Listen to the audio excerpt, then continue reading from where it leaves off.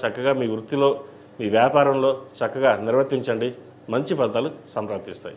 తదుపరి కన్యా రాశి. కన్యా రాశి వారికి ఈ వారం చాలా అద్భుతంగా అని చెప్పచ్చు. సప్తమంలో శని, దశమంలో గురువు, ఆరింట రాహువు, వ్యయంలో కేతువు. ఈ 4 గ్రహాల సంచారం సంతాన పరంగా చక్కగా ఉంటుంది.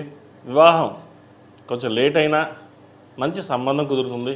జీవిత భాగస్వామి మీకంటే మంచి తెలివితేటలు కావచ్చు, మంచి ఉద్యోగం కావచ్చు, ఎడ్యుకేషన్ పరంగా అన్నిట్లోనూ మీకంటే ముందుంటుంది. అయితే ఎన్ని ఉన్నా కూడా దాంపత్య జీవితం మీకు చక్కగా ఉంటుంది. ఇద్దరు ఒకరినొకరు అర్థం చేసుకోవడం. ఒక రకంగా చెప్పాలంటే మీరు కొంత తొందరపడి మాట్లాడినా ఆవిడ మిమ్మల్ని వెనకేసుకురావడం, మిమ్మల్ని చక్కగా చూసుకోవడం చెప్పలేం, కానీ అంతకంటే ఎక్కువగా చూసుకోవడం ఇటువంటి జరుగుతాయి.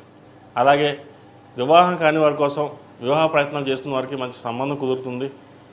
ఎప్పటి నుంచో ఒక సంబంధం వచ్చి అలా నాంతూ ఉన్న సంబంధం ఏదైతే ఉందో అది ఈ వారం ఫిక్స్ అయ్యే అవకాశం గోచరిస్తుంది. ప్రేమ వివాహాలకు సంబంధించిన విషయంలో కొన్ని జాగ్రత్తలు తీసుకోవాలి.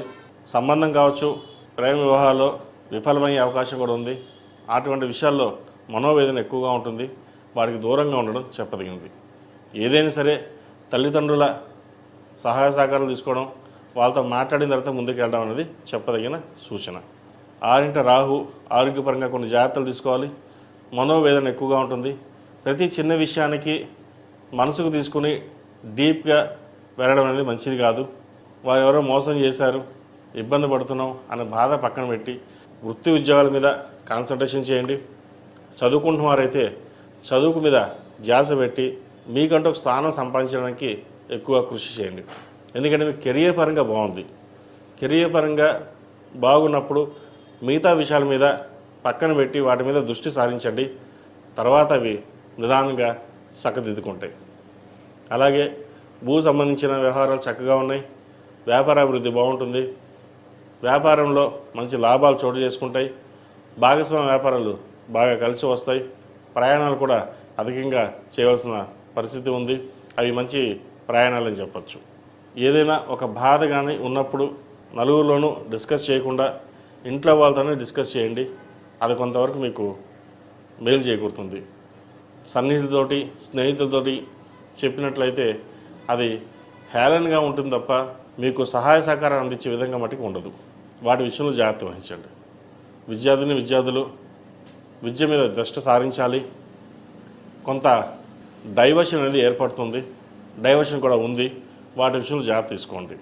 వైద్య వృత్తిలో కావచ్చు, సాఫ్ట్వేర్ రంగం కావచ్చు, MBA ఫినాన్స్ కావచ్చు, ఏదైనా సరే మీకు సంబంధించిన విద్యలో మంచి రాణింపు తెచ్చుకోగలుగుతారు. అయితే చిన్న మధ్యలో ఇబ్బందుల వల్ల మానసికంగా కూడా కృంగిపోయే అవకాశం ఉంది. వాటిని పక్కన పెట్టి ముందుకు సాగండి. మంచి ఫలితాలు సంప్రాప్తిస్తాయి. ఈ రాశిలో జన్మించిన స్త్రీలకు వృత్తి ఉద్యోగాల పరంగా, వ్యాపార పరంగా సానుకూల పరిస్థితులు గోచరిస్తున్నాయి. విద్యా విషయాల్లో కూడా హైయర్ ఎడ్యుకేషన్ కోసం విదేశాలకు వెళ్ళాలని ప్రయత్నం చేస్తున్న వారికి మంచి అవకాశాలు కలిసి వస్తాయి. దైవానుగ్రహం చక్కగా ఉంది. ప్రతిరోజు దక్షిణామూర్తి స్తోత్రాన్ని పఠించడం చెప్పదగిన సూచన. అలాగే దక్షిణామూర్తి రూపుని కానీ, కంకణం కానీ ఆడవారు కావచ్చు, మగవారు కావచ్చు ధరించండి. ప్రతిరోజు అమ్మవారికి కుంకుమార్చన కుబేరు కుంకుమతో కావచ్చు, ఆరవలి కుంకుమతో కావచ్చు ప్రతిరోజు అమ్మవారిని కుంకుమార్చన చేయండి. దానివల్ల మంచి ఫలితాలు సంప్రాప్తిస్తాయి. ఎక్కడైనా ధనం ఆగిపోయినా, రావాల్సిన బెనిఫిట్స్ రాకపోయినా కొంతవరకు ఈ వారం వచ్చే అవకాశం గోచరిస్తుంది. ఈ రాశిలో జన్మించిన వారికి కలిసి వచ్చే సంఖ్య 2, కలిసి వచ్చే రంగు ఆకుపచ్చ. ఏదైనా పని మీద బయటకు వెళ్ళేటప్పుడు సోమవారం కానీ, శనివారం నాడు కానీ వెళ్ళండి.